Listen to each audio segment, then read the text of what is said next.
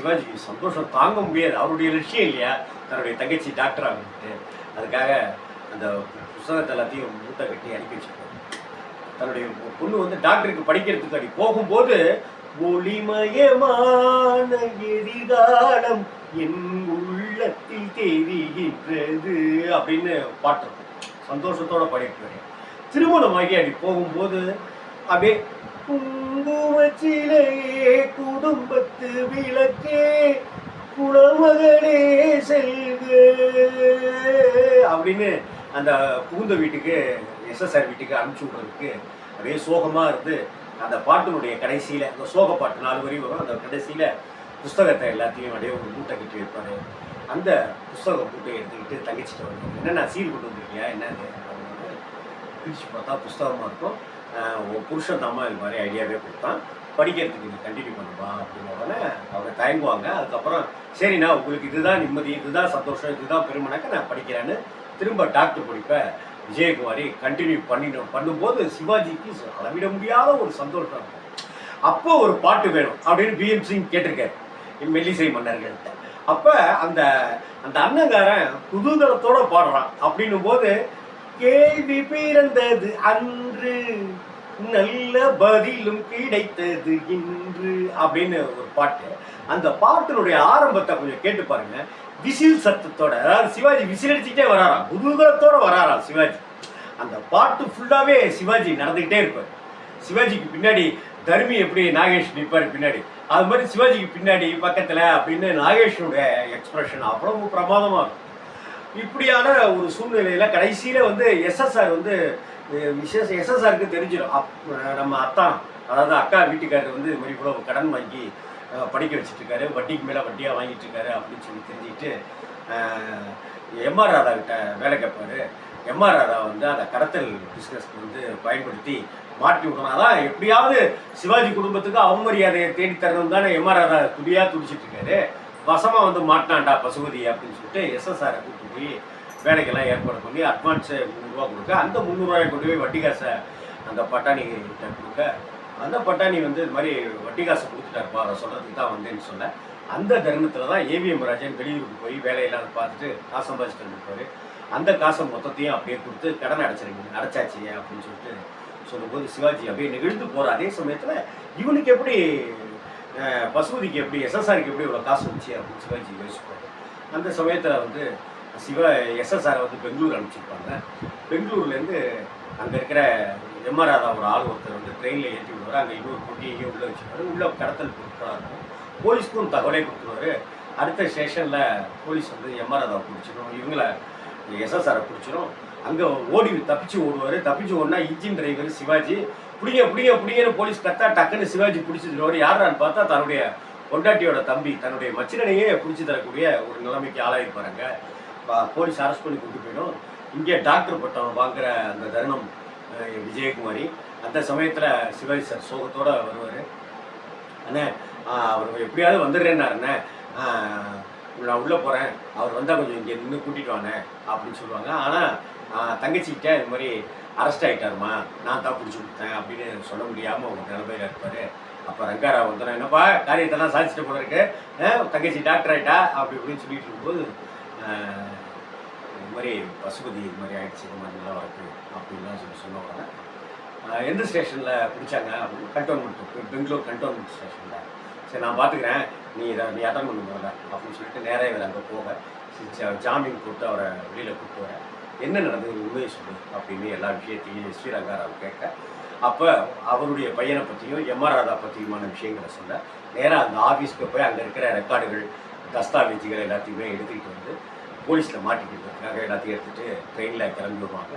இப்படியே அவங்க எல்லாத்தையும் எடுத்துகிட்டு இந்த ட்ரெயினில் வந்துட்டு இருக்காங்க அப்படிங்கிற தகவலை எம்ஆர் ராதாவுக்கும் ஸ்ரீரங்காராவ் பையனுக்கும் தெரியப்படுத்த, அதனால் அந்த ட்ரெயினையே பாம்பு வச்சிருந்தது அப்படின்னு முடிவு பண்ணி பாம்பு வைக்கிறதுக்கு உண்டான முயற்சியில் ஈடுபட, இந்த விஷயம் வந்து புஷ்பலதாவுக்கு தெரிஞ்சு உடனே ஓடி போய் சிவாஜிகிட்ட சொல்ல, பல காலமாக தன்னுடைய தங்கையினுடைய வாழ்க்கைக்காக குழந்தை பெற்றுக்காமலே இருக்கிற இந்த சிவாஜி சவுகார் ஜானகி அந்த தம்பதிக்கு வந்து மாசமாக இருந்து அப்போ தான் பிரசவத்துக்கு உண்டான நேரம் நெருங்கி இருக்கும். அப்படிப்பட்ட ஒரு சூழ்நிலையில் இந்த விஷயத்தை சிவாஜிகிட்ட சொல்ல, உடனே நாகேஷை கூப்பிட்டு நீ போலீஸ் ஸ்டேஷனுக்கு போய் தகவலை சொல்லு, நான் நேராக அவங்க அந்த பாம்பு வைக்காமல் தடுக்கிறனாங்க அப்படின்னு சொல்லிட்டு அவங்களோட புஷ்பலதா வந்து டாக்டருக்கு என்ன செய்யுதுன்னு தெரியல, டாக்டருக்கு நான் கூட்டிகிட்டு வரேன் பெரிய டாக்டரை அப்படின்னு சொல்லி புஷ்பலதா ஒரு பக்கம் ஓடன்னு கிளைமாக்ஸ் கரைபரங்கள் ஒரு பக்கம் ஆஸ்பத்திரியை நோக்கி பிரசவத்துக்காக ஆஸ்பத்திரியை நோக்கி வருவாங்க, ஒரு பக்கம் நாகேஷ் போலீஸ் கிட்ட போவாங்க. சிவாஜி வந்து அதை தடுக்கிறதுக்கு போகும்போது அப்போ சிவாஜி அடிச்சிடுவாங்க, காயப்படுத்துவாங்க அந்த யமராதா கூட்டத்தை சேர்ந்தவர்கள். ட்ரெயினில் எஸ்வி ரங்காராவும் எஸ்எஸ்ஆரும் வந்துச்சு. இப்படி ஒரு கரைபரத்தில் தன்னுடைய உயிரையும் பொருட்படுத்தாமல் கடைசியில் காப்பாற்றுவார். ட்ரெயின் அங்கே இருந்து பாம்பு முடிச்சிடும், உடம்பு முழுக்க காயங்களோட ஆஸ்பத்திரியில் சிவாஜி இருப்பார். அங்கே சௌகர்ஜனைக்கு ஆண் குழந்தை பிறந்தோம். எல்லாரும் வந்து சிவாஜி வந்து பார்ப்பாங்க. எனக்கு சந்தோஷமாக இருக்குது, நிம்மதியாக இருக்கேன், நான் என்னுடைய குடும்பத்துக்கு நான் நல்லது செஞ்சுருக்கேன், என்னுடைய தங்கச்சி மாதிரி நான் உன்னை வளர்ப்பேன், உடனே நான் ஒரு கட்டத்தில் டாக்டராக்கி அழகு பார்த்துட்டேன். நான் இப்படி ரங்காராவ் ஐயா மாதிரி ஒரு நல்ல மனிதருடைய உறவு, நண்பன் நாகேஷ் மாதிரியான ஒரு நல்ல அன்பு கொண்ட நண்பன் ஒருத்தன், இப்படிலாம் இருக்கேன், எனக்கு எந்த வருத்தமும் இல்லை எனக்கு. அதே போல் நான் வேலை பார்த்து என்னை ஆளாக்கிய இந்த ரயில்வே இலாக்காவுக்கு நான் நல்லது செஞ்சுருக்கேன் அப்படின்னு அவர் கண்ணை மூடுவார். சாரதி அப்படின்ற இவருடைய பேர்லேயே ஆஸ்பத்திரியை தொடங்கி அவங்க சிகிச்சையை மேற்கொள்வாங்க அப்படின்னு இந்த பச்சை விளக்கு திரைப்படம் நிறைவு. இந்த படத்தில் சிவாஜியினுடைய நடிப்பு ஒரு பக்கம் ஒவ்வொரு சீனும் பின்னிகிட்டே இருப்பேன். அதே போல் எனக்கு நான் விஜயகுமாரி அம்மாட்ட ஃபோனில் ஒரு தடவை பேசும்போது நான் சொன்னேன், அம்மா இந்த பச்சை விளக்கு படத்தில் ஒரே ஒரு சீன்லையே பின்னிருப்பீங்கம்மா அப்படின்னு. அப்படியா? ஆனால் ஒவ்வொரு காட்சியுமே ரொம்ப பிரமாதமாக இருக்கும், எனக்கு இந்த சீன் ரொம்ப பிடிச்சிருந்துச்சு அப்படின்னு விஜயகுமாரி அம்மாட்ட ஃபோனில் பேசுகிறேன். எந்த சீன் தம்பி அப்படின்னு. அந்த ஒளிமயமான எதிர்காலம் அந்த பாட்டு இருக்குல்ல, அந்த பாட்டில் சிவாஜி சார் பாடிட்டு இருப்பாரு. புஸ்தகங்கள் எல்லாத்தையும் அப்படியே நெஞ்சில் அப்படியே வச்சு அடுக்கிட்டு விஜயகுமாரி நடந்து போவாங்க. அப்போ சிவாஜி சாருடைய பாட்டு, அந்த மெல்லிசை மன்னர்களுடைய இசை அப்படிலாம் வந்துகிட்டே இருக்கும். அப்படி வந்துகிட்டே இருக்கும்போது இப்படியே நடந்து போயிட்டே இருக்கிறவங்க அப்படி ஒரு குழுங்கு லேசாக அப்படி குலுங்கி நடப்போம் தெரியுமா, சில சமயம் அப்படி ஒரு நடையில் ஒரு ஜெட்டு விட்டு அப்படி நடப்போம்ல, அந்த மாதிரி ரொம்ப இயல்பாக நடந்திருப்பாங்க. கேமரா இருக்குங்கிற மாதிரியே இல்லாமல் ஒரு நடையாக இருக்கும். அதை இப்போ அந்த தயவு செஞ்சு அந்த பாட்டை பாருங்க, தெரியும் விஜயகுமாரி அம்மாவுடைய நடிப்பு. சொன்னேன், இந்த சீனை பாராட்டாதவங்களே கிடையாதுங்க. படம் ரிலீஸ் ஆகி சிவாஜி அண்ணன் முதற்கொண்டு என்னை அப்படி பாராட்டினாருன்னு விஜயகுமாரி அம்மா சொன்னாங்க. டைரக்டருக்கு இந்த அந்த அப்படி நடந்தில ரொம்ப பிரமாதமா அப்படின்னு சொல்லிட்டு பீம்சிங் சார் சொன்னார் அப்படின்னு அவங்க சொன்னாங்க. கரெக்டாக இந்த சீனை கேட்ச் பண்ணியிருக்கீங்க. எனக்கு நான் இப்போ நான் உங்கள்கிட்ட பேசுறதுக்கு எனக்கு வாய்ப்பு கிடைச்சிருக்கு. இன்னும் நிறைய பேர் சொல்லியிருப்பாங்க, கரெக்டாக நிறைய பேர் சொல்லியிருக்காங்க அப்படின்னு சொன்னாங்க. அதே போல் எஸ்எஸ்ஆருடைய அந்த வெகுளித்தனமான நடிப்பும் சொல்லவே முடியாது. இந்த படத்தினுடைய டைட்டிலில் வந்து 2 எம்எல்ஏக்கள் இந்த படத்தில் பங்கெடுத்திருப்பாங்க. ஒன்று ராம அரங்கண்ணன் வசனம் எழுதினவர், அவர் அதில் வந்து எம்எல்ஏ அப்படின்னு போட்டிருப்பாங்க. அதே போல் லட்சிய நடிகர் எஸ்எஸ் ராஜேந்திரன் எம்எல்ஏ அப்படின்னு போட்டிருப்பாங்க. அப்போ அவர் எம்எல்ஏவா இருந்தார். அதே போல் இந்த படத்தில் வந்து சிவாஜி படத்துக்கே உண்டான நேருவை காமிக்கிறது, லால் பகதூர் சாஸ்திரி அப்படி இப்படின்னு காமிக்கிறது அப்படிங்கிற புகைப்படங்கள் எல்லாமே கூட இந்த படத்தில் இடம்பெற்றிருக்கு. இதே இந்த படத்தில் வந்து முக்கியமாக வந்து என்ன சொல்லலாம்னாக்கா, எல்லா பாட்டையுமே ஹிட் ஆக்கி கொடுத்துருப்பாங்க. எம்எஸ் விஸ்வநாதன், ராமமூர்த்தியும் கண்ணதாசன் அந்த கூட்டணி. ஃபர்ஸ்ட் எடுத்த உடனே ஒரு பாட்டு இருக்கும், கண்ணி வேண்டுமா கவிதை வேண்டுமா காதல் கதைகள் சொல்லட்டுமா அப்படிங்கிற ஒரு டூயட் சாங் ஏவிஎம் ராஜனுக்கும் புஷ்பலதா. ஆக தூது செல்ல ஒரு தோழி இல்லை என துயர் கொண்டாயோ தோழி அப்படின்னு ஒரு பாட்டு. அந்த பாட்டும் ரொம்ப பிரமாதமாக இருக்கும். அவள் மெல்ல சிரித்தாள், ஒன்று சொல்ல நினைத்தாள், அந்த பொல்லாத கண்ணனின் ராதை. இந்த படத்துலயே பல இடங்கள்ல வந்து கண்ணன்கிற வார்த்தையை வந்து கண்ணதாசன் பயன்படுத்தியிருப்பார். அதான அவருடைய பாணி. அது மாதிரி இருக்கும் இந்த பாட்டு. அப்புறம் ஒளிமயமான எதிர்காலம், கேள்வி பிறந்தது அன்று, நல்ல பதிலும் கிடைத்தது இன்று, அந்த அந்த பாட்டா இருக்கும். ஆண்டா அந்த டிஎம்எஸ் வாய்ஸ், ஆண்டான் அடிமை மேலோன் கீழோன் என்பது மாறாதோ. படத்தினுடைய இசை, படத்தினுடைய பாடல்கள், பாடல் வரிகள் எல்லாமே. இதை விட இன்னொரு பாட்டு இருக்கு எஸ்எஸ்ஆருக்கும் விஜயகுமாரிக்கும், வாராதிருப்பானோ வண்ணவள கண்ணனவன். கண்ணன் வந்துட்டார் பாருங்களேன். இப்படி எல்லா பாடல்களுமே அவ்வளவு பிரமாதமான பாட்டு. இந்த சீன் சரியில்லை, இந்த சீன் சுமாராக தான் இருக்கு அப்படின்னு சொல்ல முடியாது. எல்லோருடைய நடிப்புமே, அதுவும் எம்ஆர் ராதாவுக்கே உண்டான டயலாக் தான். குடிக்கிற சிகரெட் யாருக்கு தெரியுமாடா? அவன்டா, அவன் கொடுக்குறான். இப்போ நீ வந்து கிடைக்கிற நீனு அதை பார்த்தியா, டப்பா டின்னா வாங்கியிருக்கேன், அப்புறம் பேரலாக வாங்குவேன் அப்படின்னு. அதே போல் டைலாக் வந்து நீங்கள் வந்து ஒரு பெட்டி எஸ்எஸ்ஆர்கிட்ட வந்து நாகேஷ் சொல்லுவார், உனக்கு ஒன்று தெரியுமா மேன், கம்பார்ட்மெண்ட்டில் பெட்டியில் மக்களெல்லாம் ஏறும், அதே போல் மக்கள் எல்லாம் இறங்கும், அதே போல் நம்ம மனசில் எல்லா பாரங்களும் திடீர்னு ஏறும், அதை இறக்கி வச்சிடணும் அப்படின்னு சொல்லிட்டு நாகேஷ் சொல்கிற டைலாகாக இருக்குது. இது மாதிரி எல்லாமே அந்த கேரக்டருக்கு தகுந்த மாதிரியான வசனங்களாகவே எழுதப்பட்டிருக்கிறதும் படத்தில் எம்ஆர் ராதா பேசுகிற ஒவ்வொரு வசனங்களுமே கைத்தட்ட வச்சு, அந்த இடத்துல ஒன்று பேசுவார், இந்த இடத்துல ஒன்று பேசுவார்.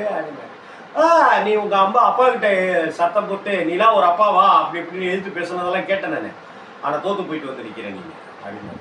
நம்மளை போகிற ஆளுங்கள்லாம் என்ன செய்யணும் அப்படின்னாக்கா வீட்டை விட்டு வெளியில் தான் வந்துடும். அப்போ அதான் சரியாக இருக்கும். அப்போ தான் நம்ம பிஸ்னஸ் எதுவுமே, நம்ம பண்ணுற பிஸ்னஸ் யாருக்கு எதுவும் தெரியாமல் இருக்கும் அப்படி அப்படின்னு சொல்கிறது எல்லாமே அவ்வளவு காமெடியாகவும் அவருக்கே உண்டான குசும்பு குறும்புகளோட இருக்கும். இது மாதிரி படம் முழுக்க பச்சை விளக்கு படத்தை பற்றி சொல்லிக்கிட்டே இருக்கலாம்.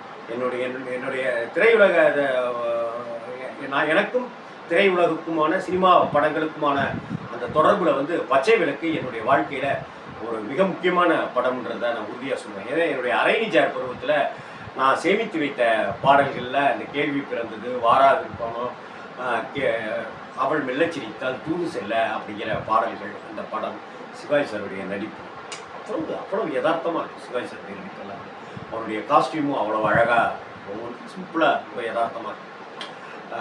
பச்சை விளக்கு படம் யூடியூப்பில் இருக்கும், அதை ட்ரை பண்ணி பாருங்க. படத்தை 60 ஆண்டு ஆகிடுச்சு, 60 வருஷங்கள் சாதாரண விஷயமா.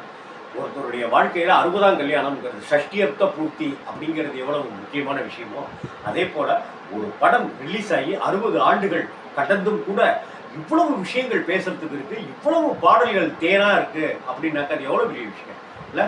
பீம்சிங், நடிகர் திலகம், நடிகவேலி எம்ஆர் ராதா, எஸ்வி ரங்காராவ், அவரெல்லாம் பிரம்ம ராட்சசன் நடிப்பு, விஜயகுமாரி, லட்சிய நடிகர் எஸ்எஸ்ஆர், சவுகார் ஜானகி அம்மா, விஜயகுமாரி அம்மா, இவ்வளவு நடிப்பு அசுரன்கள் தான் எல்லாமே படத்தில். விஸ்வநாதன் ராமமூர்த்தி இணைந்து இசையமைத்த படங்கள்னா இந்த படமும் ஒன்று. அந்த பட்டியல், ஏன்னா அதுக்கப்புறம் தான் அவங்க பிரிகிறாங்க. இது 64வது வருஷம் வந்து பீம்சிங்குடைய படைப்பு, இவங்க ஏவிஎம் வேல் பிக்சர்ஸ் அவங்களுடைய ப்ரொடக்ஷன்ஸ் தயாரிப்பு. இது மட்டும் இல்லாமல் முக்கியமாக கண்ணதாசன் அவர்களுடைய வரிகள். இவ்வளவு விஷயங்கள், ஒரு அட்டகாசமான பேக்கேஜாக இன்றைக்கெலாம் சொல்கிறோம், பேக்கேஜ் அப்படி இப்படின்ட்டு ஸ்டைலாக ஒரு குடும்பம், அந்த குடும்பத்தில் ஒருத்தர் டாக்டருக்கு ஒருத்தங்களை படிக்க வைக்கிறதுக்கு எப்படியெல்லாம் கஷ்டப்படுறான், என்னென்ன பிரச்சனைகள்லாம் வருது, தாண்டி வராங்கிறத குடும்ப உணர்வுகளோட அந்த உறவு பிணைப்போட சொல்லியிருக்கிற படம் தான் பச்சை விளக்கு, கிரீன் சிக்னல். இப்படி ஒரு படம் இனிமேல் எடுக்கவே முடியாது. அப்படிப்பட்ட ஒரு சப்ஜெக்ட் பார்க்குறதுக்கும் நமக்குலாம் நேரம் கிடையாது இல்லைங்களா? இப்படிலாம் ஒரு படம் எடுத்தால் நம்ம பார்க்க மாட்டோம். வேற ஏதாவது படம் டெரராக இருக்கணும், ரத்தம் மூஞ்சியில் தெரிக்கணும், அதை தான் பார்க்கணும். இந்த படத்தை பாருங்கள், அப்படியே பாச பூச்சொரிதல் நடக்கும், அன்பு பூச்சொரிதல் தான் இந்த பச்சை விளக்கு.